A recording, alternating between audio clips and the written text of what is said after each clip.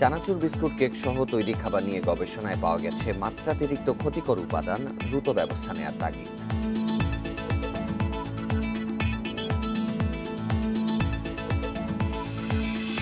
মণ্ডপে কোরআন রাখায় অভিযুক্ত ইকবালকে আদালতে তোলা হবে আজ। লাইভে ঘটনা প্রচারকারী ফয়েজের আদালতে স্বীকারোক্তি।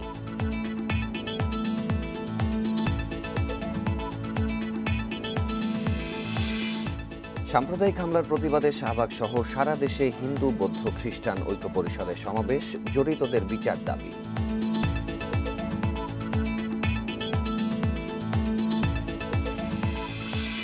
জুয়া ও ক্যাসিনো ওয়েবসাইট মোস্টবেট বিডি চলছে। রাশিয়া থেকে দেশ থেকে প্রতি মাসে পাচার হচ্ছে 25 কোটি টাকা।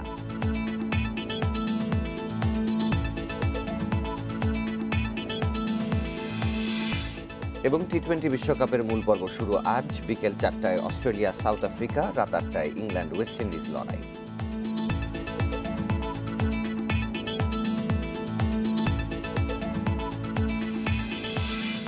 সকাল 9টার বিরতিহীন সংবাদে স্বাগত। সাথে আছি সাফাদ্দিন ফরিদ এবং আমি ফারহান আলুপা। শুনছিলেন শিরোনাম, এবার বিস্তারিত।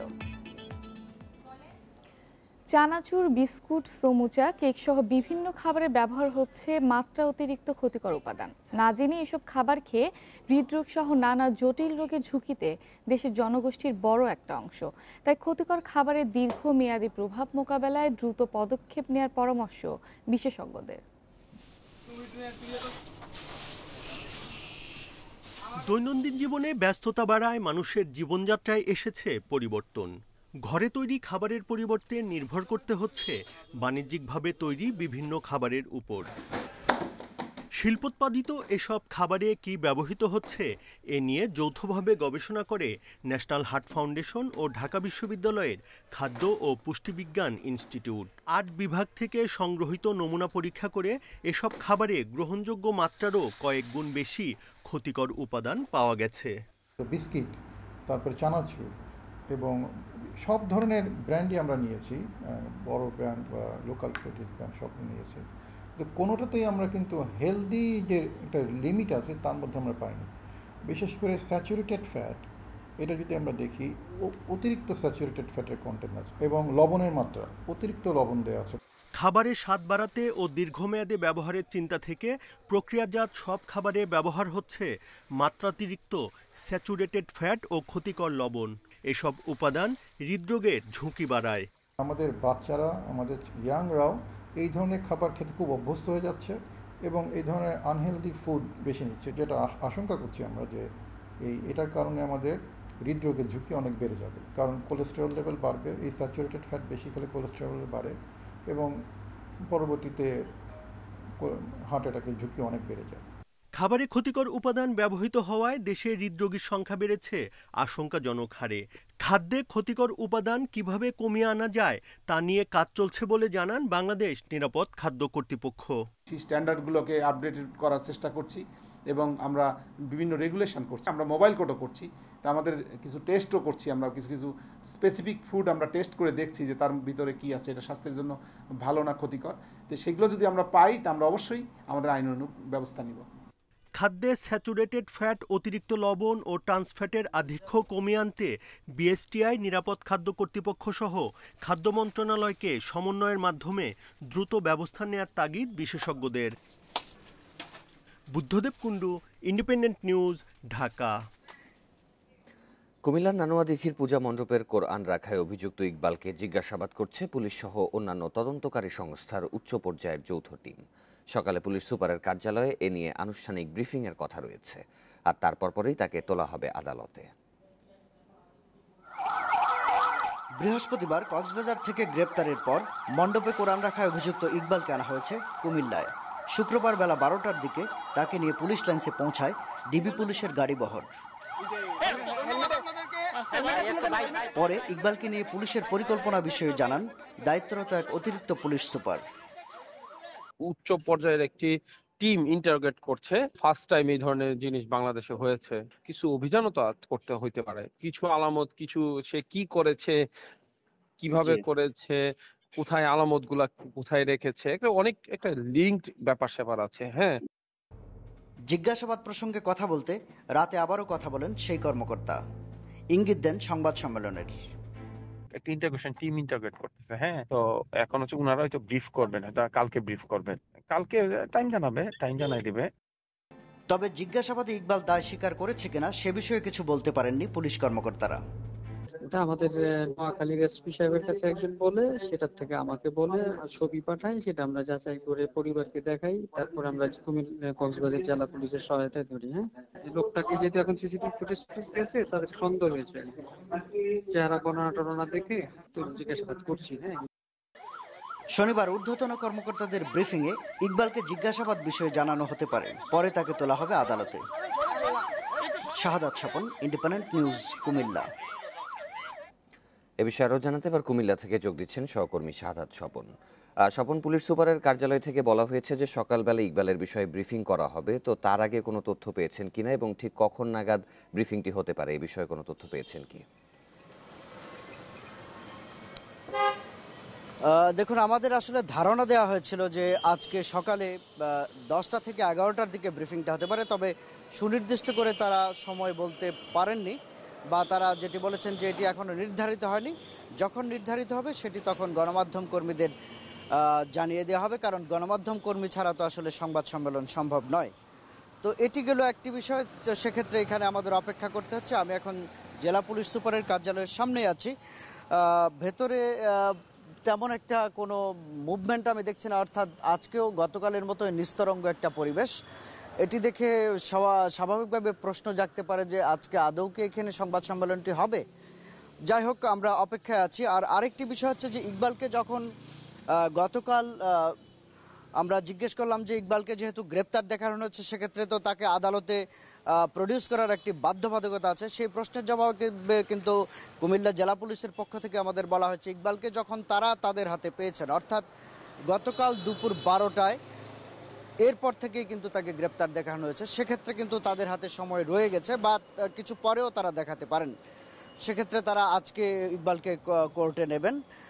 আর যে বিষয়গুলি কর্মকর্তারা বলছিলেন, অর্থাৎ আমাদের যে সংবাদটি পরিবেশিত হলো, সেই কথাগুলি মূলত যে ইকবাল কি কারণে এই অপরাধটি সংগঠিত করেছে, ইকবালের সাথে আর কারা সহযোগী ছিল, কার কার সহযোগিতা সে করেছে, কি উদ্দেশ্যে করেছে, এই বিষয়গুলি আর কি। আর এখন সবচেয়ে বড় যে প্রশ্নটি কুমিল্লায়, সেটি হচ্ছে যে এই ইকবাল এবং তার যে কয়েকজন সহযোগী, অর্থাৎ মাজারের যে দুইজনের সাথে সিসিটিভি ক্যামেরার ফুটেজে দেখা গেছে কথা বলেছিল তারা, এবং যারা প্রথম 999-এ ফোন দিয়েছিল বা যে প্রথম লাইভ করেছিল, তারা সবাই কিন্তু এখন পুলিশের হেফাজতে আছে। যে এই 5 জনই কি, নাকি এর বাইরের আরও কেউ, অর্থাৎ তাদেরকে দিয়ে কেউ করিয়েছে কিনা, এই প্রশ্নটি কিন্তু এখন $1,000,000 কোয়েশ্চেন। এবং সেই প্রশ্নের উত্তর কিন্তু বের করার জন্য পুলিশ সহ অন্যান্য যেসব তদন্তকারী সংস্থা আছে তারা কিন্তু জোর তৎপরতা চালিয়ে যাচ্ছেন। এবং তারা যেটি গতকাল আমাদের ইঙ্গিত দিয়েছেন যে উচ্চ পর্যায়ের একটি বিভিন্ন সমন্বিত যে টিম ইকবালকে ইন্টারোগেট করছে, তাদের সেই ইন্টারোগেশন থেকে তারা আশাপ্রদ কিছু বের করতে পারবেন, এরকম কিন্তু ইঙ্গিত দিয়েছেন। যাই হোক, সবকিছু পরিষ্কার হয়ে যাবে আজকে যদি তারা সংবাদ সম্মেলন করে, আমরা সেই অপেক্ষা আছি। নিশ্চয় স্বপন, আপনার মাধ্যমে আমরা দর্শকদের এ বিষয়ে বিস্তারিত জানাবো। কুমিল্লায় মণ্ডপে কোরআন অবমাননার অভিযোগে লাইভ প্রচারকারী মোহাম্মদ ফয়েজ আদালতে স্বীকারোক্তিমূলক জবানবন্দি দিয়েছেন। শুক্রবার সিনিয়র জুডিশিয়াল ম্যাজিস্ট্রেট মিথিলা জাহান নিপা তার জবানবন্দি রেকর্ড করে কারাগারে পাঠানোর নির্দেশ দেন। 13 অক্টোবর নানুয়া দিঘির পার পূজা মণ্ডপে কোরআন রাখার অভিযোগ উঠলে তাৎক্ষণিকভাবে ফেসবুক লাইভে বিষয়টি প্রচার করেন ফয়েজ। সেদিন সন্ধ্যায় পুলিশ ফয়েজকে আটক করে, পরে তার বিরুদ্ধে ডিজিটাল নিরাপত্তা আইনে মামলা হয়। 16 অক্টোবর পুলিশের কাছ থেকে মামলাটি সিআইডিতে স্থানান্তর করা হয়। সিআইডি ফয়েজকে জিজ্ঞাসাবাদের জন্য রিমান্ড আবেদন করলে 2 দিনের রিমান্ড মঞ্জুর করে আদালত।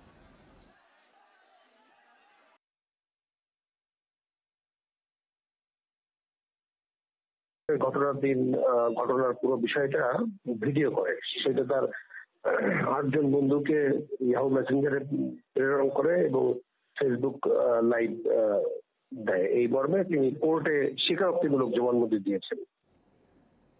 কুমিল্লা মণ্ডপে কোরআন রাখায় অভিযুক্ত এতদিন কোথায় ছিলেন, এ নিয়ে প্রশ্ন তুলেছেন বিএনপি মহাসচিব মির্জা ফখরুল ইসলাম আলমগীর। দুর্গাপূজায় মুতুরে হামলা ভাঙচুরের প্রসঙ্গ টেনে ঢাকা রিপোর্টার্স ইউনিটিতে এক আলোচনা সভায় তার দাবি, সরকারের মদদ ছাড়া সাম্প্রদায়িক সংঘাত সৃষ্টি হয় না।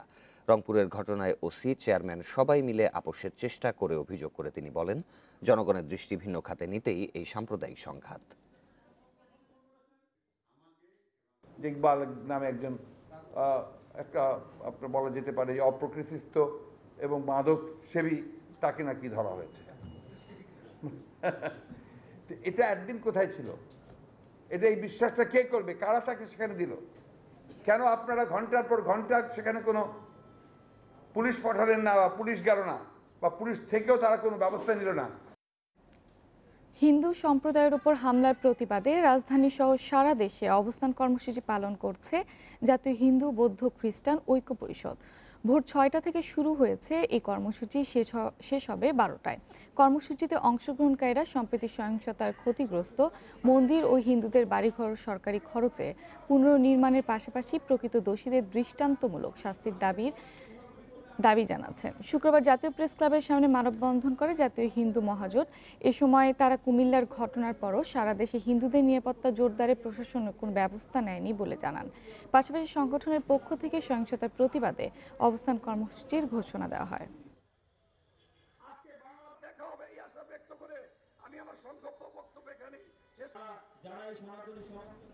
সমাবেশের আরও খবর জানাতে ঢাকা, শাহবাগ ও চট্টগ্রাম থেকে আমাদের সাথে যোগ দিচ্ছেন সহকর্মীরা। প্রথমে আমরা চলে যাচ্ছি শাহবাগে, সেখান থেকে আমাদের সাথে যোগ দিচ্ছেন সহকর্মী খালেদ রায়হান।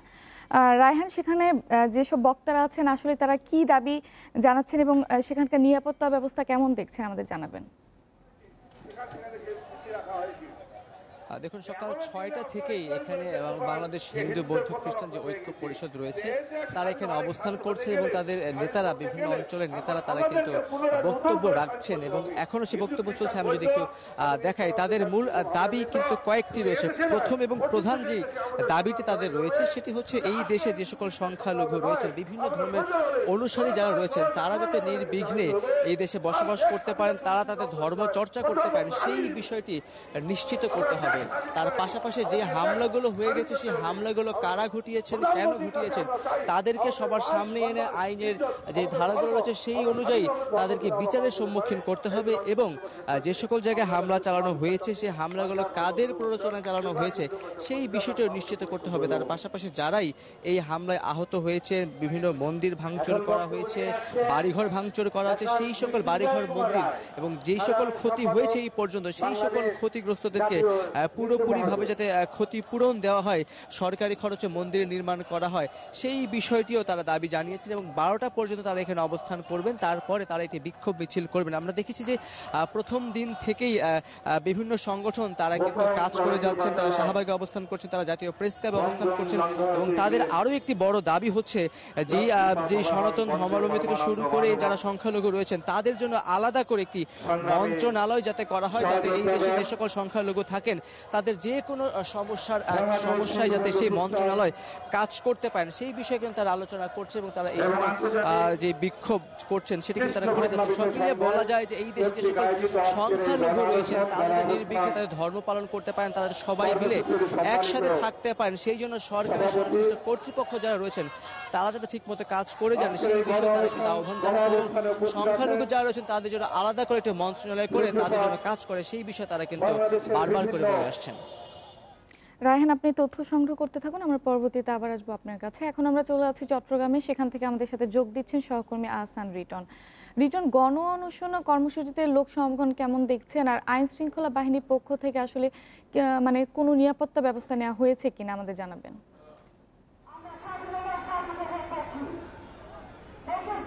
দেখুন, আমি শুরুতে আসলে লোক সমাগমের যে বিষয়টি সেটি একটু দেখাতে চাই। আপনি আমার ডান পাশে এবং পাশে যে মঞ্চ সেখানে যদি দেখেন যে অসংখ্য মানুষ আপনি এখানে দেখতে পারবেন। আজকে সকাল ভোর 6টা থেকে আছে, অর্থাৎ গত 15 তারিখ বিভিন্ন মঠ মন্দিরে হামলার প্রতিবাদে তখনই একটি ঘোষণা করা হয়েছিল যে আগামী 23 তারিখ অর্থাৎ আজকের দিনে আজকে ভোর 6টা থেকে দুপুর 12টা পর্যন্ত সারা দেশের বিভিন্ন স্থানে গণ অনশন এবং গণ অবস্থান শুরু হবে। তারই ধারাবাহিকতা আজকে ভোর 6টা থেকে চট্টগ্রামের আন্দরকিল্লা মোড়ে এখানে আসলে গণ অনশন এবং গণ অবস্থান যেটি বলা হচ্ছে সেটি শুরু হয়েছে। আমরা দেখেছি সকালের দিকে কিছুটা লোকজনের কমতি থাকলেও এখন আসলে ক্রমশ বেড়েছে এবং বলা যেতে পারে বলা যেতে পারে এটি এখন আসলে জনসমুদ্রে পরিণত হচ্ছে। আমরা দেখেছি নগরের বিভিন্ন জায়গা থেকে লোকজন আসছে, বিভিন্ন মিছিল নিয়ে তারা এখানে আসছে এবং তাদেরকে এই যে গণজমায়েত এবং অবস্থান এখানে যাতে কোনো রকমের অপ্রীতিকর ঘটনা ঘটতে না পারে সে বিষয়ে আসলে আমরা দেখেছি পুলিশের পক্ষ থেকে বেশ কিছু সদস্য তারা বাইরে অবস্থান করছে এবং এখানে যারা এসছেন তাদের আসলে সবার দাবি হচ্ছে যুগ যুগ ধরে বাংলাদেশের হিন্দু মুসলমান বৌদ্ধ খ্রিস্টান এক হয়ে পূজা আচরণ থেকে শুরু করে সব কিছু পালন করে এসেছিল, অর্থাৎ কোনো ধরনের ঝামেলা কারোর মধ্যে ছিল না। মুসলিমের কিছু সংখ্যক দুষ্কৃতকারী নানা সময় তারা আসলে সাম্প্রদায়িক যে হামলা সেগুলো করে এসছে। এইবারও অষ্টমী পূজা থেকে শুরু করে বেশ কয়েকদিন ধরে আসলে হামলাগুলো করে এসছে এবং যারা করেছে তারা বলছে যে তারা কোনো মুসলমান হতে পারে না, তারা কোনো হিন্দু হতে পারে না, তারা আসলে একটি কুচক্রী মহল, তারা আসলে সাধারণ মানুষের মধ্যে বিভেদ ঘটাতে চায় এবং সাধারণ মানুষের মধ্যে যে সম্প্রীতি সেটি আসলে নষ্ট করতে চায়। তারা এই সম্প্রীতি নষ্ট করার সঙ্গে যারা জড়িত তাদের দৃষ্টান্তমূলক শাস্তি দাবি করছে। পাশাপাশি সাম্প্রদায়িক সহিংসতাকারীদের বিরুদ্ধে সরকার কর্তৃক জিরো টলারেন্স ঘোষণার দ্রুত যে বাস্তবায়ন সেটি যাতে হয় সেই বিষয়ে তারা আসলে কথা বলছে। পাশাপাশি তারা এটাও বলছেন যে সংখ্যালঘুদের সুরক্ষায় তারা যাতে সরকার যাতে একটি আইন করে এবং আইনের মাধ্যমে একটু পূর্বে যত রকমের ঘটনা ঘটেছে তাদের এই সঙ্গে যারা জড়িত ছিল এখন এই সাম্প্রতিক সময়ে যে সমস্ত ঘটনা ঘটেছে সেই সমস্ত ঘটনার সঙ্গে যারা জড়িত ছিল তাদের দৃষ্টান্তমূলক শাস্তি তারা দাবি করছেন। এই হচ্ছে চট্টগ্রাম থেকে বাংলাদেশ হিন্দু বৌদ্ধ খ্রিস্টান ঐক্য পরিষদের যে গণ অনুষ্ঠান এবং গণ অবস্থান তার এই মুহূর্তকার পরিস্থিতি। সমাবেশের খবর জানাতে শাহবাগ এবং চট্টগ্রাম থেকে এতক্ষণ যুক্ত ছিলেন আমাদের সহকর্মীরা। নোয়াখালী চৌমোহনীতে সাম্প্রদায়িক হামলায় ক্ষতিগ্রস্ত 8টি মন্দিরে সরকারের মানবিক সহায়তা হিসেবে নগদ টাকা, চাল ও ঢেউটিন দেওয়া হয়েছে। শুক্রবার রাতে চৌমোহনী ব্যাংক রোডে রাধা মাধব জিউর মন্দিরে সহায়তা তুলে দেন জেলা প্রশাসক। প্রত্যেক মন্দিরের জন্য 50,000 টাকা ও 5 টন করে চাল দেওয়া হয়। এছাড়াও ইসকন মন্দিরের জন্য অতিরিক্ত আরও 5 টন চাল ও 15,000 টাকা দেওয়া হয়। জেলা প্রশাসক জানান, ক্ষতিগ্রস্ত মন্দিরগুলোতে সংস্কারের জন্য প্রাথমিকভাবে এই সহায়তা দেওয়া হয়েছে। পর্যায়ক্রমে আরও বরাদ্দ দেওয়া হবে। এছাড়াও নিহত যতন সাহা ও প্রান্ত চন্দ্র দাসের পরিবারকে 5 লাখ করে মোট 10 লাখ টাকা, আহতদের সুচিকিৎসার জন্য 2.5 লাখ টাকা দেওয়া হবে বলেও জানান জেলা প্রশাসক।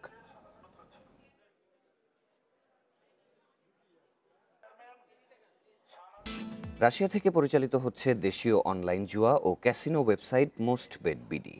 বাংলায় সাইটটি পরিচালিত হলেও এর ডোমেইন রেজিস্ট্রেশন হোস্টিং রাশিয়া থেকে নেয়া। প্রতি মাসে এর মাধ্যমে কমপক্ষে 25 কোটি টাকা চলে যাচ্ছে দেশের বাইরে। 2 ভাই ও পারিবারিক সদস্য দিয়ে ব্যাংক অ্যাকাউন্ট খুলে ও 50 জন এজেন্ট দিয়ে চলছে ওয়েবসাইটটি। ইংলিশ প্রিমিয়ার লিগ, আইপিএল, এমনকি চলতি টি-20 বিশ্বকাপ সহ বিভিন্ন টুর্নামেন্টের দলগুলোর পক্ষে বাজি ধরে খেলা হয় এই অনলাইন জুয়া। আর এতে টাকার লোভে জড়িয়ে পড়ত সারা দেশের কিশোর তরুণেরা।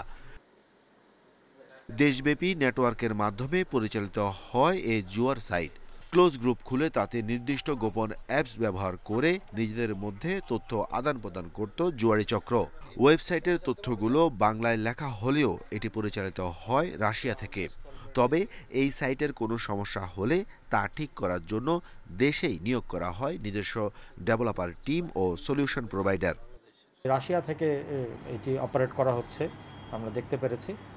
বাংলায় ওয়েবসাইটে ডেভেলপ করা আছে, কিন্তু বাংলায় ডেভেলপ করা হলেও বাংলাদেশ থেকে এটির কিছুই পরিচালনা হচ্ছে না, কিন্তু সরাসরি দেশের বাইরে থেকে পরিচালনা করা হচ্ছে। পরিবারের সন্তান, বাবা মা তারা পর্যন্ত এখানে এজেন্টের কো ওয়ার্কার হিসেবে কাজ করছেন। বিকাশ, রকেট, নগদ বা ক্রেডিট কার্ডের মাধ্যমে চলে লেনদেন, আর এই চক্রের টাকা চলে যাচ্ছে দেশের বাইরে। অন্তত 50 জনের এজেন্ট গ্রুপ দিয়ে চলে এই জুয়া সাইটটি। কয়েকটা অ্যাকাউন্টে আমরা দেখলাম যে সাপ্তাহিক ট্রানজ্যাকশন হচ্ছে, ধরেন 10 লাখ 15 লাখ এরকম করে টাকা ট্রানজ্যাকশন হচ্ছে। তাতে আমাদের ধারণা হচ্ছে যে মান্থলি প্রায় 20 থেকে 25 কোটি টাকার একটা ট্রানজ্যাকশন একটা সাইটে আমরা দেখতে পাচ্ছি। এটা আমরা ধারণা করছি, এটা বেশিও হতে পারে, তবে এটা একটা মোটামুটি একটা অনুমিত ধারণা যে এরকম একটা ট্রানজ্যাকশন হচ্ছে। দেশের বিভিন্ন জায়গায় সিআইডির অভিযানে এই চক্রের 6 জন গ্রেফতার হয়েছে। এর সঙ্গে জড়িত অন্যদেরও ধরতে অভিযান চালানোর কথা জানিয়েছেন কর্মকর্তারা। Arafatur Rahman, independent news, Dhaka. দুর্নীতি ঠেকাতে আবারও ফাঁদ পাততে যাচ্ছে দুর্নীতি দমন কমিশন দুদক। করোনার আগে 5 বছরে 72 জনকে হাতে নাতে ধরার বিষয়টি দুদককে ফাঁদ পাততে উৎসাহ যোগাচ্ছে। তবে টিআইবি বলছে দৃষ্টান্তমূলক শাস্তি না হলে দুর্নীতি ঠেকানো সম্ভব না। 2019 সালে নৌপরিবহন অধিদপ্তরের প্রধান প্রকৌশলী ডক্টর এস.এম. নাজমুল হক ঘুষ নেয়ার সময় দুদকের হাতে ধরা পড়ে। তার আগের বছর ঘুষ নেয়ার সময় ধরা পড়ে একই প্রতিষ্ঠানের engineer and ship surveyor Mirza Saifur Rahman. তার আগের বছর নিজের অফিস থেকে ঘুষের 2 লাখ টাকা সহ ধরা পড়েন আরও একজন প্রধান প্রকৌশলী এ.কে.এম. ফখরুল ইসলাম। সবাই ধরা পড়েন দুদকের ফাঁদে। করোনায় 2 বছরের বিরতির পর আবারও ফাঁদ পাততে যাচ্ছে দুদক। আমাদের যেহেতু কোভিডের অবস্থা ভালো, আমরা এখন অনেকটা নিরাপদ ইনশাআল্লাহ। আমরা আবার শুরু করেছি ফাঁদ মেলার কাজ। আমার মনে হয় আগামী দিনে শীঘ্রই দৃশ্যমান হবে। 2015 সাল থেকে 2019 সাল পর্যন্ত মোট 72 জন দুর্নীতিবাজকে ঘুষের ফাঁদ পেতে ধরেছে দুদক। এর মধ্যে 2017 সালে সবচেয়ে বেশি ধরা পড়ে 24 জন। কিন্তু দৃষ্টান্তমূলক শাস্তি না হওয়ায় দুর্নীতি কমছে না। যারা এই ধরনের অপরাধগুলোর সাথে জড়িত তাদেরকে সত্যিকার অর্থে কোনো বাস্তব দৃষ্টান্তমূলক শাস্তি দেয়া হয়েছে এরকম দৃষ্টান্ত বিরল, এরকম কোনো দৃষ্টান্ত নেই বললেই চলে। সুনির্দিষ্ট তথ্যের ভিত্তিতে হটলাইন 106-এ কল দিয়ে ঘুষ দুর্নীতির তথ্য জানাতে জনগণের প্রতি আহ্বান জানিয়েছে দুদক। রিশাদ হুদা, ইন্ডিপেন্ডেন্ট নিউজ, ঢাকা। তিস্তার উজানে ভারতের সিকিম ও দার্জিলিং থেকে কোনো তথ্য না আসায় এবার বিপাকে পড়েছে বাংলাদেশ। কয়েক ঘন্টার ব্যবধানে অতীতের সব রেকর্ড ভেঙে বিপদসীমার 90 সেন্টিমিটার উপরে উঠেছে তিস্তার পানি। পূর্বাভাস না পাওয়ায় বেড়েছে ক্ষয়ক্ষতির পরিমাণ। মৌসুমী বায়ুর শেষ সময়ে ভারতের দার্জিলিং, সিকিম, গ্যাংটকে ভারী বর্ষণ। গত 18 ও 19 অক্টোবর এখানে গড়ে 250 মিলিমিটার বৃষ্টি হয়। এর প্রভাবেই পাহাড়ি ঢল নেমে আসে বাংলাদেশের নীলফামারী জলঢাকায়। তিস্তা ফুঁসে ওঠে ডালিয়া পয়েন্টে। অতীতের সব রেকর্ড ভেঙে এই পয়েন্টে বিপদসীমার 90 সেন্টিমিটার উপর দিয়ে প্রবাহিত হয় পানি। বন্যা পূর্বাভাস কেন্দ্র বলছে অক্টোবরে সাধারণত তিস্তা ও ব্রহ্মপুত্র অববাহিকায় বন্যা হয় না। এবার ব্যতিক্রম। ভারতের সাথে অভিন্ন 53 নদীর তথ্য বাংলাদেশ পায়। শুধু তিস্তা নদীর তথ্য পাওয়া যায় না, তাই অসময়ের এই বন্যার প্রস্তুতি নেওয়া যায়নি। তিস্তার ক্ষেত্রে দেখা যাচ্ছে যে ব্যারেজের ভাটির দিকে যে স্টেশনগুলো আছে সেগুলো আমরা পাচ্ছি, কিন্তু ব্যারেজের উজানের যে স্টেশনগুলো আছে বা ব্যারেজ পয়েন্টের সংলগ্ন তাদের যে কার্যক্রম সেই তথ্যগুলো আসলে আমরা পাই না। কারণ আমরা এই বিষয়ে তাদের সাথে দীর্ঘদিন যাবৎ চুক্তি করার একটা চেষ্টা করছি, কিন্তু আমরা এক্ষেত্রে সফল হতে পারছি না। আকস্মিক এই বন্যায় তিস্তার পাশাপাশি ধরলা ও দুধকুমার ফুঁসে ওঠে। এতে নীলফামারী, লালমনিরহাট, রংপুর, কুড়িগ্রামে পানিবন্দী হয়ে পড়ে কয়েক হাজার গ্রামবাসী। এই পানিটা এখন পুরোপুরি ব্রহ্মপুত্র যমুনাতে দিকে নেমে গেছে এবং আমাদের উজানেও ভারী বর্ষণ কমে গেছে এবং আমরা আশা করছি যে আর আগামীতে বিশেষ করে এই সিজনে আর ভারী বর্ষণের সম্ভাবনা নাই এবং বন্যা পরিস্থিতিও এখন ক্রমাগত উন্নতির দিকে থাকবে। বন্যা পরিস্থিতি উন্নতি হতে শুরু করলেও তীব্র হচ্ছে নদী ভাঙন। এরই মধ্যে রংপুর, কুড়িগ্রাম ও লালমনিরহাটে একে একে বিলীন হচ্ছে লোকালয় ও ফসলি জমি। Shahriar Anirban, independent news, Dhaka. রাজধানীর ডেমরায় ব্যাটারি চালিত অটোরিকশা ছিনতাই করছে একটি চক্র। তাতে বাধা পেলে হত্যা করতে পিছপা হয় না তারা। সম্প্রতি আমুলিয়া এক অটো চালককে হত্যার ঘটনায় সিসিটিভি ফুটেজ দেখে 2 অভিযুক্তকে গ্রেফতার করেছে পুলিশ। জিজ্ঞাসাবাদে তারা যাত্রী সেজে ছিনতাইয়ের কথা স্বীকার করেছে। ডেমরার আমুলিয়ার রাজশাহী স্নিগ্ধা নার্সারি এর পাশেই 21 সেপ্টেম্বর পাওয়া যায় অজ্ঞাত এক তরুণের মরদেহ। আর তা দেখতে পান নার্সারিতে আসা ক্রেতারা। হাত পা বাঁধা অবস্থায় এখানে ফেলে রাখছে। পরে আমি না চিনা অবস্থা পরে গেটে আমুলিয়া মডেল টাউনের গেটে পুলিশকে জানাই। তারপরে উনি থানাতে করে তারপরে এসে এখান থেকে নিয়ে যায়। প্রথমে পরিচয় না মিললেও মর্গে নেওয়ার পর জানা যায় তার নাম হাসান, বাড়ি নারায়ণগঞ্জের ভুইঘরে। ডেমরা থানায় হয় হত্যা মামলা। 21 তারিখে সন্ধ্যা আর আজানের টাইমে আর কি ফেসবুকে ওনার ছবি দেখে আর কি আমরা শনাক্ত করি, পরে থানায় গেছি। ওনারা মাইরে ফেলে গাড়িতে নিয়ে গেছে আর কি। তদন্তে নামার পর সিসিটিভি ক্যামেরার ফুটেজ আসে পুলিশের হাতে। তাতে দেখা যায় 21 সেপ্টেম্বর রাত 1:30টার দিকে দুই যাত্রী নিয়ে আমুলিয়ার দিকে যাচ্ছেন হাসান। এর আধা ঘন্টা পর আবারও দেখা যায় সেই অটোরিকশাকে। পরে সেই দুই যাত্রী আইনাল ফারুক ও আকাশ মিয়াকে গ্রেপ্তার করে পুলিশ। তারা নির্জন জায়গায় নিয়ে অটোরিকশা ছিনতাই করে।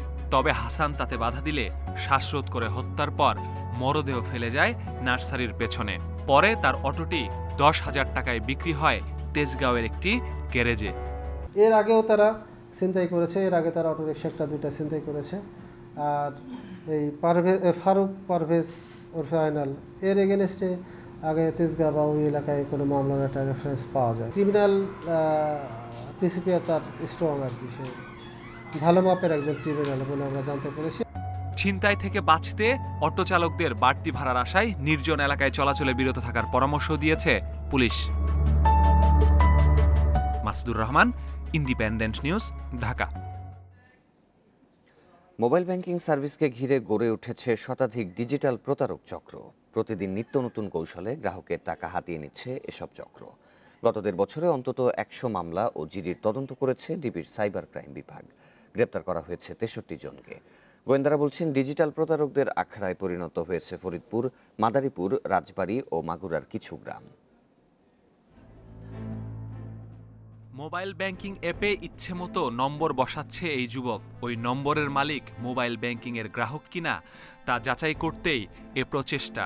গ্রাহক হওয়ায় ওই নম্বরে নিজেকে প্রতিষ্ঠানের প্রতিনিধি দাবি করে ফোন করে ওয়ান টাইম পাসওয়ার্ড বা ওটিপি সংগ্রহ করে হাতিয়ে নেয় অ্যাকাউন্টের সব টাকা। অ্যাকাউন্টে পিন নাম্বার কি 4 সংখ্যা ব্যবহার করছেন নাকি 5 সংখ্যা? 4 সংখ্যা, শেষের দিকে 2 সংখ্যা বলবেন। ভুক্তভোগীরা বলছেন, ফোন করেই কৌশলে তথ্য হাতিয়ে নেয় তারা। ভুল করে বলছিলাম যে আমার ফোন নাম্বারের শেষ 6টা এরকম কিছু একটা বলে ফেলছিলাম। আধা ঘন্টা পরে যখন আমি অন করলাম বিকাশে, দেখি টাকা আমার 0। গত 1.5 বছরে এ ধরনের ডিজিটাল প্রতারণার 68 মামলা ও 28 সাধারণ ডায়েরি তদন্ত করেছে গোয়েন্দা সাইবার অ্যান্ড স্পেশাল ক্রাইম বিভাগ। এসব অভিযোগে গ্রেপ্তার হয়েছে 63 জন। গোয়েন্দারা বলছেন, মোবাইল ব্যাংকিং প্রতারক চক্রে 5 থেকে 6 জন সদস্য থাকে। এর মধ্যে নম্বর যাচাই করে অ্যাপসম্যান, ফোনে ওটিপি সংগ্রহ করে ওয়েলকামম্যান, টাকা পরিচিতদের কাছে পাঠায় ক্যাশম্যান, টাকা সংগ্রহ ও ভাগবাটোয়ারা করে ক্যাশ রোলিংম্যান। তারা যখন অ্যাকাউন্টটা খুলে, বিকাশ হতে পারে, রকেট হতে পারে নগদের, তখনও তারা ফেক আইডি ব্যবহার করে থাকে।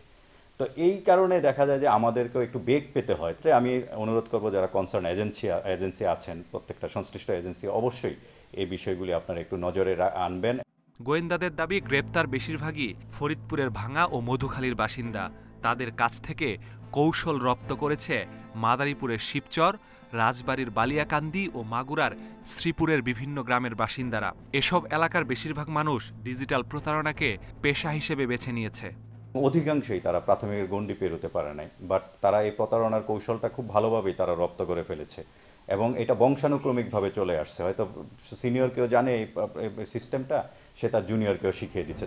প্রতারণা থেকে বাঁচতে গ্রাহকদের ওটিপি অন্যকে দেওয়া থেকে বিরত থাকার পরামর্শ ডিবির। Masudur Rahman, independent news, Dhaka. চট্টগ্রাম বন্দর দিয়ে পর্যটন সুবিধায় আনা 112টি বিলাসবহুল গাড়ি বিশেষ নিলামে তুলতে যাচ্ছে কাস্টমস কর্তৃপক্ষ। এর আগে 2 দফা নিলামে নানা জটিলতায় কাঙ্ক্ষিত ক্রেতা পায়নি তারা। এবার এসব গাড়ি বিশেষ সুবিধা দিয়ে আগামী 3 ও 4 নভেম্বর নিলামে বিক্রির উদ্যোগ নিয়েছে শুল্ক কর্তৃপক্ষ। তবে পুরনো এসব বিলাসবহুল গাড়ি নিয়ে ক্রেতাদের খুব বেশি আগ্রহ নেই। বিলাসবহুল land rover, BMW, Mercedes Benz, land cruiser এসব গাড়ির বাজার মূল্য 2.5 থেকে প্রায় 4 কোটি টাকার বেশি। কিন্তু নিলামে এসব গাড়ি নেওয়া যাবে 40% কম দামে। ভাগ্য ভালো থাকলে আরও কম দামে মিলতে পারে। প্রায় 1 দশক আগে কার্নেট ডি প্যাসেজ সুবিধায় চট্টগ্রাম বন্দর দিয়ে এসব গাড়ি নিয়ে আসে একটি চক্র। প্রথম দিকে শতাধিক গাড়ি খালাসও হয়, কিন্তু শর্তানুযায়ী 180 দিনের মধ্যে এসব গাড়ি সংশ্লিষ্ট দেশে ফেরত নেওয়ার কথা থাকলেও উল্টো শতাধিক গাড়ি দেশে কাগজপত্র ছাড়াই বিক্রি করে দেওয়া হয়। ফলে সরকার হারায় বিশাল অঙ্কের রাজস্ব। বেশ কিছু সংখ্যক গাড়ি আমাদের কাস্টমস ইন্টেলিজেন্স এবং অন্যান্য সংস্থা আপনার বিভিন্ন জনার বাসাবাড়ি থেকে অথবা পরিত্যক্ত অবস্থায় বিভিন্ন জায়গা থেকে উদ্ধার করা হয়েছে। পরে সরকার এই ধরনের গাড়ি বন্দর থেকে খালাসে কঠোর অবস্থান নিলে গাড়ি স্তূপ জমে বন্দরে, নানা জটিলতায় আটকে থাকে বন্দরে। পরে গেল 2 বছরে কয়েক দফায় নিলাম ডেকে আইনানুগ দাম না পাওয়ায় বিক্রি করা যায়নি গাড়িগুলো। এবার বিশেষ বিবেচনায় এসব গাড়ি আবার নিলামে তুলছে শুল্ক কর্তৃপক্ষ। কিন্তু সমস্যা হলো ওইটাই যে আমাদের যে নিলাম যে নীতিমালা আছে, সেই নীতিমালা অনুসারে আপনার ওই প্রাইস কোড যদি যথাযথ পরিমাণে না হয় বা যে পরিমাণে দর দেওয়া উচিত সেটা যদি না হয়, তাহলে সেটা অনুমোদন করা যায় না। তবে গাড়ি ব্যবসায়ীরা বলছে, দীর্ঘদিন অব্যবহৃত পড়ে থাকা এসব গাড়ির ক্রেতা পাওয়া দুষ্কর। সরকার যখন নিলামের সিদ্ধান্ত নিয়েছে তখন সরকার ভাবছে যে 3 কোটি টাকার গাড়ি তো আমাকে 2.5 কোটি টাকা পাইতে হবে, তো তখন এটার দাম ওঠেনি। এখন কিন্তু সরকার একটু নরম হয়েছে এবং সিপি দিতেও সরকার আগ্রহী হয়েছেন। নিলামে তোলা গাড়িগুলোর মধ্যে 26টি মিৎসুবিশি, 25টি করে মার্সিডিজ বেঞ্চ ও BMW, 7টি করে ল্যান্ড রোভার ও ল্যান্ড ক্রুজার সহ বিশ্ববিখ্যাত বিভিন্ন ব্র্যান্ডের গাড়ি রয়েছে। Anupam Shil, independent news, Chattogram. Bangladesh federal সাংবাদিক ইউনিয়ন BFUJ নির্বাচন আজ জাতীয় প্রেস ক্লাব সহ সারা দেশে 10টি কেন্দ্রে সকাল 9টা থেকে বিকেল 5টা পর্যন্ত চলবে ভোট গ্রহণ। নির্বাচনের সভাপতি, সহসভাপতি, মহাসচিব, যুগ্ম মহাসচিব, কোষাধ্যক্ষ, দপ্তর সম্পাদক ও 4টি নির্বাহী সদস্য পদে প্রতিদ্বন্দ্বিতা করছেন 34 জন প্রার্থী। চূড়ান্ত প্রার্থী তালিকা অনুযায়ী সভাপতি পদে লড়ছেন আব্দুল জলিল ভূঁইয়া, আবু জাফর সূর্য ও ওমর ফারুক। সহসভাপতি পদে লড়ছেন 5 জন। মহাসচিব পদে আব্দুল মজিদ, দীপ আজাদ ও লাইকুজ্জামান। যুগ্ম মহাসচিব পদে লড়ছেন 4 জন, কোষাধ্যক্ষ পদে 3 জন, দপ্তর সম্পাদক পদে লড়ছেন 6 জন প্রার্থী। আর 4টি সদস্য পদের বিপরীতে রয়েছেন 10 প্রার্থী। BFUJ এর মোট ভোটার সংখ্যা 3980 জন। দেখছেন সকাল 9টার বিরতিহীন সংবাদ। সংবাদে আরো যা থাকছে, বিপন্ন জাতের হাঙর ও শাপলা পাতা মাছ সহ 51 প্রজাতির প্রাণী ধরায় নিষেধাজ্ঞা, বিক্রি মজুদ নিষিদ্ধ।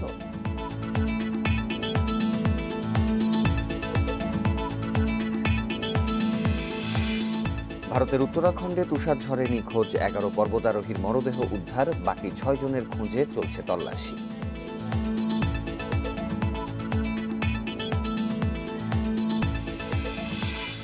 আর্থিক সংকট ও অভিভাবকদের সচেতনতার অভাবে অপুষ্টিতে ভুগছে সুনামগঞ্জের হাওড়াঞ্চলের শিশুরা। পুষ্টিগুণ সমৃদ্ধ খাবার পাচ্ছে না অনেক শিশুই, ফলে জেলার 52% শিশু অপুষ্টিজনিত সংকটে ভুগছে। এ ব্যাপারে স্বাস্থ্য বিভাগ থেকে সচেতনতামূলক কোনো কার্যক্রম নেই বলে অভিযোগ স্থানীয়দের। হাওড়া অধ্যুষিত জেলা সুনামগঞ্জের 75% মানুষই কৃষিকাজের উপর নির্ভরশীল। অভাবের সংসারে শিশুদের জন্য আলাদা করে পুষ্টিকর খাবারের যোগান দিতে হিমশিম খাচ্ছে বলে দাবি অনেক অভিভাবকের। এছাড়া রয়েছে সচেতনতার অভাবও। এই অঞ্চলে 5 বছরের কম বয়সী শিশুরা বেশি অপুষ্টিতে ভুগছে। সরকারিভাবে শিশুদের টিকাদান ও ভিটামিন খাওয়ানো ছাড়া আর কোনো কার্যক্রম নেই বলে অভিযোগ স্থানীয়দের। পুষ্টি কিছু খাওয়াইতে পারি না, যা খালি কোনো মতো একটা ভাত খাওয়াইতে পারি, নুন মরিচ দিয়া, মাছও সময় মিলেন না। ঠিক মতো পুষ্টি খাবার খাওয়াইতে পারি না, কাম হরিয়া রিক্সা চালা আনতে পারলে খাইতে হয়, না তো বই থাকতা। এ সপ্তাহ আনলে 2 সপ্তাহ খাইতে পারি না, 2 সপ্তাহ খাইলে 3 সপ্তাহ খাইতে পারি না। এরকম কোনো বড় প্রজেক্ট আমরা এলাকাতে আমার না সাহায্য করবো এমন কোনো পদ্ধতি আমাদের নাই। সরকারও গভর্নমেন্টও কিছু আমাদের কেন নাই বেশি কিছু খাবার মতো। তবে স্বাস্থ্য বিভাগ বলছে প্রতিটি ওয়ার্ডেই পুষ্টি বিষয়ক কার্যক্রম চালু আছে। পাশাপাশি নিয়মিতভাবেই মা সমাবেশ সহ নানা প্রচার চালানো হচ্ছে। আমাদের প্রত্যেকটা ইউনিয়নের প্রত্যেকটা পুরাতন একটা করে ওয়ার্ডে, পুরাতন ওয়ার্ড যেটা আর কি, এখন যেটাকে 3টা ওয়ার্ড হয়েছে আর কি, সেই জায়গাতেও কিন্তু আমাদের একজন করে স্বাস্থ্যকর্মী আছে আর কি, যারা নিয়মিত সেখানে টিকাদানের কার্যক্রম করবে, আইপিসি করে, এবং সেখানে সে বাড়ি বাড়ি যায় আর কি, উঠান বৈঠক করে। স্বাস্থ্য বিভাগের হিসাবে সুনামগঞ্জে বর্তমানে কম উচ্চতার শিশু 52%, ক্ষীণ শরীরের 15% ও কম ওজনের শিশু 26%। Independent news desk. পর্যটন শিল্পের জন্য 1000 কোটি টাকার প্রণোদনার ঘোষণা হলেও তার বাস্তবায়ন হয়নি। নানা শর্তের কারণে 2 মাসেও ঋণের টাকা পাননি হোটেল, মোটেল ও রিসোর্ট ব্যবসায়ীরা। আর ট্যুর অপারেটররাও বলছেন বিভিন্ন শর্তের কারণে তারা প্রণোদনার আওতায় পড়ছেন না। করোনার ক্ষতি কাটিয়ে পর্যটন খাতকে সচল করতে ব্যাংকগুলোকে ঋণের শর্ত শিথিলের আহ্বান জানিয়েছে ট্যুরিজম বোর্ড। করোনা সংক্রমণ শুরুর পর সবচেয়ে ক্ষতিগ্রস্ত হয় দেশের পর্যটন খাত। এ শিল্পের লোকসান কাটাতে ১৩ জুলাই ১,০০০ কোটি টাকার প্রণোদনা ঘোষণা করে সরকার। হোটেল, মোটেল ও থিম পার্ক ঋণের আওতায় আসলেও প্রণোদনা থেকে বাদ পড়েন ট্যুর অপারেটররা। তবে প্রণোদনা ঋণের নানা শর্ত পূরণে সমস্যায় পড়তে হচ্ছে হোটেল, রিসোর্ট ও থিম পার্কগুলোকেও। তাই শর্ত শিথিল করে টাকা ছাড়ের দাবি তাদের। ব্যাংক যেটা চাচ্ছে যে এই সম্পদের পরিপূর্ণ সমস্ত দলিল আপডেট এবং লেটেস্ট যে সমস্ত নিয়মকানুন আছে, 10-12টা নিয়মকানুন আছে, এই জিনিসগুলো তারা চাওয়ার ফলে ওইগুলো আমাদের এখন কিছু কিছু আপডেট করছে। জমির কোনো কিছু গণ্ডগোল নাই, কিন্তু সেখানে হচ্ছে যে শেষ জিনিসগুলো করতে সময় লাগছে। এই যে ডিলে প্রসেসটা, এটি আমাদের জন্য একটু অসুবিধা হচ্ছে। ট্যুর অপারেটরদের তো ইনফ্রাস্ট্রাকচার নেই, সে তো বিভিন্ন প্যাকেজ তৈরি করে, বিক্রি করে, সেখান থেকে কমিশন পায়, হোটেল থেকে কমিশন পান। তো তাদের ফর্মুলাটা আর একজন হোটেল ওনারের ফর্মুলাটা তো এক নয়। এই জায়গাটায় সমস্যাটা হয়েছে। ট্যুরিজম বোর্ড বলছে, পর্যটনের সঙ্গে সরাসরি জড়িত বেশিরভাগ প্রতিষ্ঠানেরই ঋণের শর্ত পূরণের সক্ষমতা নেই। তাই সহজ শর্তে প্রণোদনার টাকা ছাড়ের সুপারিশ করা হবে, জানালেন সংস্থার প্রধান নির্বাহী। যে শর্তগুলো আজকে নির্ধারণ করা হয়েছে এটাই থাকবে। যদি এরকম একটা অবস্থা হয় তাহলে আমরা আমাদের পক্ষ থেকে যে শর্ত শিথিলের যে ব্যাপারগুলো সেটা আমরা অব্যাহত রাখবো। প্রাইভেট সেক্টর প্লেয়াররা ওরা কোথায় ব্যাংকে গিয়ে কোন সুবিধা অসুবিধার মধ্যে পড়ছে এগুলিকে চিহ্নিত করে প্রয়োজনে আমরা আবার ব্যাংকের এমডি মহোদয়দের সাথে আবারও বসবো। আমরা স্বাভাবিক সময়ে দেশে প্রতি বছর ৩ লাখের বেশি বিদেশি পর্যটক আসলেও করোনার কারণে তা প্রায় বন্ধ। সেই সাথে সংক্রমণ ঝুঁকিতে অভ্যন্তরীণ পর্যটনও কমেছে প্রায় ৬০%। Sohel Rana, independent news, Dhaka. ৩৩ প্রজাতির বিপন্ন হাঙর ও শাপলা পাতা মাছসহ নদী ও সমুদ্রের ৫১ প্রজাতির প্রাণী ধরা নিষিদ্ধ করেছে সরকার। এসব মাছ বা প্রাণী কেউ বিক্রি ও মজুত রাখতে পারবে না। এসব সামুদ্রিক প্রাণী সুরক্ষায় গেজেট জারি করেছে বন ও পরিবেশ মন্ত্রণালয়। আর যেসব মাছ ধরা যাবে না সে বিষয়ে জেলেদের প্রশিক্ষণ দেবে বন বিভাগ। আইন না মেনে এসব প্রাণী ধরলে সর্বোচ্চ ১ বছরের কারাদণ্ড বা ৫০,০০০ টাকা জরিমানা বা উভয় দণ্ড হতে পারে। বঙ্গোপসাগরের নীল জলে সাঁতরে বেড়ানো প্রাণীটি শাপলা পাতা মাছ বা স্টিংরে। দল বেঁধে গভীর সমুদ্রে চলাফেরা করে, আবার কখনো পানির ওপর খুনসুটি। সাগরের ময়লা আবর্জনা ও মরা প্রাণী খেয়ে বাঁচে এরা। প্রজনন মৌসুমে চলে যায় সমুদ্র ও নদীর মোহনায়। তাই পদ্মা যমুনায় প্রায় জেলেদের জালে আটকা পড়ছে এই প্রাণী। নদীতে এক ধরনের শাপলা পাতা পাওয়া যায়, যেটা কিন্তু কমপ্লিটলি কিন্তু মিঠা পানি শাপলা পাতা। যমুনা বা পদ্মা যখন এটা ধরা পড়ে, এই মাছগুলো কিন্তু এদের কিন্তু আকার কিন্তু অনেক বড় হয়, কয়েক মন আকারের হয়ে থাকে। এদেরকে আমরা কিন্তু নদীর দৈত্য হিসাবে কিন্তু আমরা চিহ্নিত করতে পারি। সাগরের ঝাড়ুদারের ভূমিকায় থাকা আরেক প্রাণী হাঙর। নীল জলের ইকোসিস্টেম রক্ষায় বড় ধরনের অবদান রাখছে এই প্রাণী। হাঙর ও শাপলা পাতা মাছের পাখনা, ফুলকা, প্লেট ও চামড়া উচ্চ মূল্যের আন্তর্জাতিক বাজার রয়েছে। তাই এই দুই প্রাণী ধরার প্রবণতাও বেড়েছে। এতে নষ্ট হচ্ছে সমুদ্রের বাস্তুসংস্থান। এ অবস্থায় বিপন্ন প্রজাতির প্রাণীগুলো রক্ষায় উদ্যোগ নিয়েছে সরকার। করাত হাঙর, হাতুড়ি হাঙর যেগুলো আমাদের আছে, হাঙর প্রজাতিগুলোকে আমরা জেলেদের মধ্যে সচেতন করব যেন তারা এগুলো না ধরেন। তারপর আরেকটি নির্ধারিত সাইজ আমরা তাদেরকে অনুরোধ করব যে এই সাইজের হাঙর যেন তারা না ধরেন। গবেষকেরা বলছেন, হাঙর রপ্তানিতে বাংলাদেশের অবস্থান এখন বিশ্বের 20তম। তাই এই মাছের বৈধ বাণিজ্য নিয়ন্ত্রণের পাশাপাশি অবৈধ বাণিজ্য প্রতিরোধ করতে হবে। Shahriar Anirban, independent news, Dhaka. ভারতের উত্তরাখণ্ডে তুষার ঝড়ে নিখোঁজ 17 পর্বতারোহীর মধ্যে 11 জনের মরদেহ উদ্ধার করা হয়েছে। শুক্রবার সংবাদ মাধ্যম এনডিটিভি এই খবর জানায়। প্রতিবেদনে বলা হয়, গত 18 অক্টোবর হিমাচলের কিন্নরের উদ্দেশ্যে রওনা দেয় 17 পর্বতারোহীদের একটি দল। পরে 19 অক্টোবরের মধ্যে লামখাগা গিরিপথের কাছে গেলে তুষার ঝড়ের কবলে পড়ে নিখোঁজ হয় পুরো দলটি। ঘটনার পর উদ্ধার কাজে নামে পুলিশ ও স্থানীয় বন বিভাগ। পরে তাদের সাথে যোগ দেয় বিমান বাহিনী।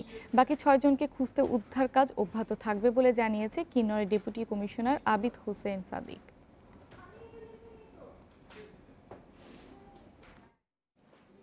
বিশ্বে করোনা একদিনে প্রাণ হারিয়েছে ৭,৭৩২ জন, নতুন করে শনাক্ত ৪,৫৭,০০০। এ নিয়ে করোনায় মোট মৃত্যু ৪৯,৫২,০০০-এর বেশি। আক্রান্তের সংখ্যা ছাড়িয়েছে ২৪,৩৭,০০,০০০। একদিনে আবারও সর্বোচ্চ মৃত্যুর সাক্ষী হয়েছে যুক্তরাষ্ট্র। দেশটিতে একদিনে 1552 জন মারা গেছেন, নতুন করে আক্রান্ত হয়েছে 82,000। এদিকে ফাইজার বলেছে তাদের টিকা শিশুদের জন্য নিরাপদ ও 91% কার্যকর। রাশিয়ায় আজও মৃত্যু ছাড়িয়েছে হাজারের কোটায়, শনাক্ত 37,000-এর বেশি। এদিকে যুক্তরাজ্যে একদিনে আক্রান্ত হয়েছে 49,298 জন। দেশটির প্রধানমন্ত্রী বরিস জনসন 50 ব্যক্তিদের মাস্ক পরতে ও বুস্টার ডোজ নেয়ার তাগাদা দিয়েছেন। এদিকে দ্বিতীয় দিনের মতো রেকর্ড সংখ্যক সংক্রমণ ও মৃত্যু হয়েছে ইউক্রেনে। করোনা সংক্রমণ সামাল দিতে হিমশিম খাচ্ছে রোমানিয়া। অপেক্ষা ফুরাতে যাচ্ছে। টি-20 বিশ্বকাপের মূল পর্ব শুরু হচ্ছে আজ, যেখানে উত্তেজনা ছড়িয়ে জায়গা করে নিয়েছে বাংলাদেশ। আবুধাবিতে বিকেল 4টায় মূল পর্বের প্রথম ম্যাচে অস্ট্রেলিয়া সাউথ আফ্রিকার লড়াই, আর দুবাইতে রাত 8টায় রোমাঞ্চকর ম্যাচে মুখোমুখি গেল বিশ্বকাপের 2 ফাইনালিস্ট ইংল্যান্ড ও ওয়েস্ট ইন্ডিজ। আশার পারদ বাড়িয়ে সুপার 12-এ উঠেছে বাংলাদেশ। নিভু নিভু আশা হঠাৎই বেশ জ্বলে উঠেছে মূল পর্বে বাংলাদেশের গ্রুপ বিবেচনায়। অস্ট্রেলিয়া, ইংল্যান্ড, উইন্ডিজ সহ বিশ্ব ক্রিকেটের সব পরাশক্তি বাংলাদেশের গ্রুপে। হাড্ডাহাড্ডি লড়াই হবে এই গ্রুপে, সন্দেহ নেই। তারপরও স্পিন যখন রিয়াদদের মূল শক্তি, তখন আশায় ঘর বাঁধাই যায়। অন্যদিকে তুলনামূলক কম প্রতিযোগিতা হওয়ার কথা 2 নম্বর গ্রুপে। কাগজে কলমে 2 বিশ্ব চ্যাম্পিয়ন ভারত পাকিস্তানের সঙ্গে প্রতিদ্বন্দ্বিতা গড়তে পারে কেবল নিউজিল্যান্ড। আফগানিস্তান, স্কটল্যান্ড, নামিবিয়া সেমির লড়াইয়ে সামিল হলে তা হবে আশ্চর্যের বিষয়। প্রথম দিনই সবশেষ টি-20 বিশ্বকাপের 2 ফাইনালিস্ট ওয়েস্ট ইন্ডিজ, ইংল্যান্ড মুখোমুখি। অনন্য এক অর্জনের লক্ষ্যে ইংলিশদের পথ চলা শুরু হবে। ট্রফি জিততে পারলে ইতিহাসে একমাত্র দল হিসেবে একই সাথে ওয়ানডে ও টি-20 বিশ্ব চ্যাম্পিয়ন হবে ইংল্যান্ড। স্টোকস, আর্চার, স্যাম কারেন না থাকায় পূর্ণ শক্তির দল পাচ্ছে না 3 লায়ন্স। তারপরও খেলার অ্যাপ্রোচের কারণে তাদের পিছিয়ে রাখার জো নেই। অন্যদিকে ডিফেন্ডিং চ্যাম্পিয়ন উইন্ডিজ শিরোপা ধরে রাখার মিশনে নামবে, যেখানে তাদের তুরুপের তাস রাসেল, পোলার্ড, গেইল, ব্রাভোর মতো অভিজ্ঞ হার্ড হিটাররা। তবে সাম্প্রতিক ফর্ম, প্রস্তুতি ম্যাচে পাকিস্তান, আফগানিস্তানের কাছে হার ক্যারিবীয়দের চিন্তার কারণ। দিনের প্রথম ম্যাচে অস্ট্রেলিয়ার চ্যালেঞ্জ নিবে সাউথ আফ্রিকা। স্মিথ, ওয়ার্নারের অফ ফর্ম অজিদের ভাবাচ্ছে, তবে ছন্দে আছে ম্যাক্সওয়েল। অভিজ্ঞ স্টার্ক, কামিন্স, হ্যাজেলউডকে নিয়ে সমৃদ্ধ পেস অ্যাটাক অস্ট্রেলিয়ার। অন্যদিকে তারুণ্য নির্ভর দল সাউথ আফ্রিকার। প্রস্তুতি ম্যাচে পাকিস্তান, আফগানিস্তানের বিপক্ষে জয় প্রোটিয়াদের আত্মবিশ্বাস যোগাচ্ছে। ফেরদৌস ইসলাম, ইন্ডিপেন্ডেন্ট নিউজ। কষ্টার্জিত জয়ে প্রথম পর্বের বাধা পার হওয়া গেছে, নিয়মে বদল আশায় বাংলাদেশ পড়েছে গ্রুপ এতে। গাজী আশরাফ হোসেন লিপু বলছেন সুপার 12-এ টাইগারদের দিতে হবে কঠিন পরীক্ষা। এদিকে দলে সাকিব নির্ভরতা কমিয়ে সিনিয়রদের পাশাপাশি জুনিয়রদেরও পারফর্ম করার তাগিদ খালেদ মাসুদ পাইলটের। শুরুতে হার, ওখান থেকেই ঘুরে দাঁড়ানোর বার্তা। স্কটল্যান্ড বিপর্যয়ের পর দ্রুতই নিজেদের যাত্রী নিয়েছে বাংলাদেশ। যদিও টানা 2 জয়ের পরও স্বস্তির বার্তা দিতে পারছে না মাহমুদুল্লাহ দল। দেশ ছাড়ার আগে বাংলাদেশ জানত সুপার 12-এ পাবে ভারত পাকিস্তানের গ্রুপকে, কিন্তু আইসিসির হঠাৎ সিদ্ধান্তে টাইগারদের প্রতিপক্ষ এখন অস্ট্রেলিয়া, ইংল্যান্ডের গ্রুপ এ। প্রতিপক্ষ নিয়ে পরিকল্পনায় তাই বদল আনছে টাইগার ম্যানেজমেন্ট, তবে লক্ষ্যটা নড়চড় হচ্ছে না।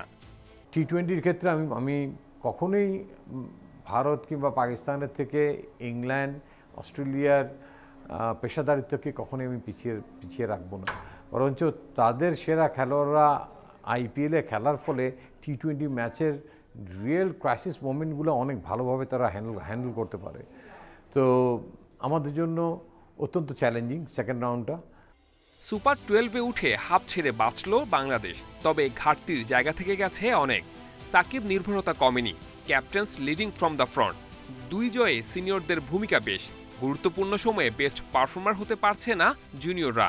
সেমিফাইনালের কঠিন মঞ্চে যেতে সিনিয়র জুনিয়রদের সমন্বয় বড্ড জরুরি। যাদেরকে আমরা মেন করছি জুনিয়র, আসলে হয়তো দেখা হলো যে হয়তো লিটন আসলে জুনিয়র না, লিটন এখন অনেক বলতে গেলে ম্যাচিওর, বলতে গেলে 7-8 বছর। বাট ভুল হচ্ছে খেলোয়াড় করছে, টিম ম্যানেজমেন্ট করছে না। ট্রাস্ট করেছে কিন্তু খেলোয়াড়ের উপরে ট্রাস্টের সেই জিনিসটা ফিডব্যাকটা প্লেয়ার দিতে পারছে না, সৌম্য সরকার দিতে পারছে না। তো তাদের দায়িত্ব যে কী করে কামব্যাক করবে, তাদেরকে ওইভাবে বেরিয়ে আসতে হবে, তাদের করে ডিসকাস করা উচিত। আমিরাত পর্বে দুবাই, শারজা, আবুধাবিতে বাংলাদেশের ম্যাচ। কন্ডিশন বুঝে কিংবা প্রতিপক্ষ বিবেচনায় একাদশ গড়ার তাগিদ বিশ্লেষকদের। Saiful Majumdar, independent news. টি-20 বিশ্বকাপে চমক দেখিয়ে সুপার 12-এ নামিবিয়া। প্রথম রাউন্ডে অঘটনের শিকার আয়ারল্যান্ড নামিবিয়ার কাছে হেরেছে 8 উইকেটে। আইরিশদের দেয়া 126 রানের টার্গেট 9 বল হাতে রেখেই টপকে যায় নামিবিয়া। টস জিতে ব্যাটিংয়ে আয়ারল্যান্ডের দারুণ শুরু দুই ওপেনারের কল্যাণে। পল স্টার্লিংয়ের 38 এবং কেভিন ওব্রায়ানের 25 রানে ভর করে 125 রান বোর্ডে তোলে আইরিশরা। 5 ব্যাটসম্যান আউট হয়েছেন এক অঙ্কে। জ্যান ফ্রাইলিংকের শিকার 3 উইকেট। জবে সাবধানী শুরু নামিবিয়ার। দুই ওপেনার দ্রুত ফিরলেও জেরার্ড ইয়াসমাসের 50 জয়ের কাজটা সহজ করে দেয়। ইয়াসমাস 53 ও ডেভিড ভিসা অপরাজিত থাকেন 28 রানে। নেদারল্যান্ডসকে লজ্জার হার উপহার দিল শ্রীলঙ্কা। ডাচদের 44 রানে অল আউট করে 8 উইকেটের রাজস্বিক জয় পায় লঙ্কানরা। এতে গ্রুপ চ্যাম্পিয়ন হয়ে সুপার 12-এ দাসুন সানাকার দল। টসে হেরে ব্যাটিংয়ে নেমে নিয়মিত বিরতিতে উইকেট হারায় নেদারল্যান্ডস। শুরুতে হাসারাঙ্গা ও থিকসানার স্পিনে কাবু ডাচ ব্যাটাররা। পরে লাহিরু কুমারার বোলিং তোপে 44 রানে অল আউট হয় পিটার সিলারের দল। এটি টি-20 বিশ্বকাপে দ্বিতীয় সর্বনিম্ন স্কোর। এর আগে শ্রীলঙ্কার বিপক্ষে সর্বনিম্ন 39 রানের রেকর্ড ছিল নেদারল্যান্ডসের। কুশাল পেরেরার ঝোড়ো ব্যাটিংয়ে 45 রানের ছোট টার্গেট 77 বলার আগেই টপকে যায় লঙ্কানরা। বাংলাদেশের ফুটবলের উন্মাদনা মন কেড়েছে চেলসির সাবেক কোচ আব্রাহাম গ্র্যান্টের। বিশ্বাস করেন সঠিক পরিকল্পনা আর বাস্তবায়নের আন্তর্জাতিক অঙ্গনে সাফল্য পাবে লাল সবুজের ফুটবল। চেলসিকে ইউএফএ চ্যাম্পিয়ন্স লিগের ফাইনালে তোলা সাবেক এই কোচ শুক্রবার পরিদর্শন করেন বাফুফের এলিট একাডেমি। বর্ষিয়ান এই ফুটবল বোদ্ধার পরামর্শ কাজে লাগাতে পারে বাফুফে। ঢাকায় ব্যস্ত সময় পার করছেন আব্রাহাম গ্র্যান্ট। ইসরায়েল ও ঘানার জাতীয় দল আর ইংলিশ ক্লাব চেলসির সাবেক এই কোচ শুক্রবার কমলাপুর স্টেডিয়ামে বাফুফের এলিট একাডেমি পরিদর্শন করেন। মাত্র 18 বছর বয়সেই বেছে নিয়েছিলেন কোচিং ক্যারিয়ার। চেলসি ছাড়াও ওয়েস্ট হ্যাম, পোর্টসমাউথে কাজ করেছেন। প্রায় 50 বছর কোচিংয়ের অভিজ্ঞতা গ্র্যান্টের। স্বল্প সময় বাংলাদেশ ভ্রমণে দেখেছেন ফুটবলের প্রতি এদেশের মানুষের আগ্রহ। কোনো সন্দেহ নেই বাংলাদেশের মানুষ ফুটবলকে অনেক ভালোবাসে। খেলাটার প্রতি অনেক বেশি আকর্ষণ এখানে। ভালো মানের ফুটবলারেরও অভাব নেই। আমার মনে হয় এই বিষয়টি কাজে লাগাতে প্রয়োজন একটি সঠিক পরিকল্পনা। ঠিকঠাকভাবে পরিকল্পনা বাস্তবায়ন হলে সাফল্য আসবেই। নেটওয়ার্কিং বা ওর যে বিভিন্ন যে সাহায্য করার যে বিভিন্ন ক্যাপাসিটি, এগুলো নিয়ে আসলে কীভাবে আমরা কাজ করতে পারি সেটা নিয়ে আমরা ওয়ার্কআউট করব, ওয়ে আউট করব এবং সামথিং গুড উইল হ্যাপেন, যেটা আমরা বিশ্বাস করি। নিজের দীর্ঘ অভিজ্ঞতা থেকে একাডেমির খুদে ফুটবলারদের পরামর্শ দিয়েছেন গ্র্যান্ট। একজন ভালো মানের ফুটবলার হতে 3টা বিষয় মনে রাখা জরুরি। একটি হচ্ছে মেধাই সবকিছু নয়। দ্বিতীয়ত খেলাটির প্রতি গভীর আগ্রহ বা আসক্তি থাকা জরুরি। আর মানসিকভাবে প্রত্যেককে খুব শক্তিশালী হওয়া প্রয়োজন। ভালো বা খারাপ দিন আসবেই, সেটা কাটিয়ে ওঠার মতো মনোবল থাকা চাই। তিনি কিছু টিপস দিয়েছেন আমাদের, মানে বড় হওয়ার জন্য, বড় মানের প্লেয়ার হওয়ার জন্য কিভাবে কি করতে হবে সব কিছুই দিয়েছেন। এগুলো যদি আমরা আমাদের লাইফে কাজে লাগাই তাহলে আমরা অবশ্যই অনেক বড় একটা পর্যায়ে গিয়ে খেলতে পারবো এবং জাতীয় পর্যায়ে খেলতে পারবো। শনিবার ঢাকা ছাড়বেন আব্রাহাম গ্র্যান্ট। ফিরে গেলেও বাংলাদেশের ফুটবল সম্পর্কে নিয়মিত খোঁজ খবর রাখবেন জানিয়ে গেছেন খ্যাতিমান এই কোচ। Abidur Rahman, independent news, Dhaka. ইপিএলে 2 ম্যাচ ড্রয়ের পর আবারও জয়ে ফিরেছে আর্সেনাল। এমিরেটস স্টেডিয়ামে অ্যাস্টন ভিলাকে 3-1 গোলে হারিয়েছে আর্তেতার দল। ম্যাচে 23 মিনিটেই এমিল স্মিথের কর্নার থেকে থমাস পার্টি আর্সেনালকে লিড এনে দেন। বিরতির আগে ডিবক্সের ভেতর ফাউলের শিকার হন লাকাজাতে। এতে পেনাল্টি পায় গানাররা। স্পটকিকে ব্যবধান দ্বিগুণ করেন অবামায়াং। দ্বিতীয়ার্ধে তার অ্যাসিস্টেই স্কোরলাইন 3-0 করেন স্মিথ। ম্যাচে ফিরতে মরিয়া অ্যাস্টন ভিলা 68 মিনিটে বুয়েন্দিয়ার বদলে র্যামজেকে মাঠে নামায়। 82 মিনিটে এই মিডফিল্ডারের শটেই ব্যবধান কিছুটা কমায় ড্যান স্মিথের দল। এই জয়ে 9 ম্যাচে 14 পয়েন্ট নিয়ে টেবিলে 9 নম্বরে গানাররা। প্রযুক্তি বিশ্বে এখন সবচেয়ে প্রত্যাশিত জনপ্রিয় বিষয় মেটাভার্স। এতে ভার্চুয়াল বা অগমেন্টেড রিয়েলিটি ব্যবহার করে ডিজিটাল স্পেসকে নিয়ে আসা হয় বাস্তবের কাছাকাছি। আগামী 5 বছরের মধ্যে এই প্রযুক্তি সাধারণ নাগালে আনছে ফেসবুক।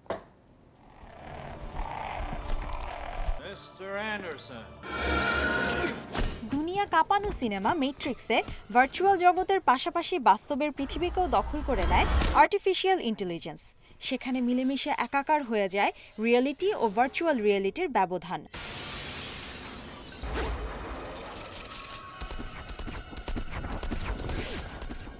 মেটাভার্সের ধারণা প্রথমে মিলেছিল গল্প উপন্যাসে, তবে গেমিং দুনিয়ায় এখন এটি বেশ জনপ্রিয়।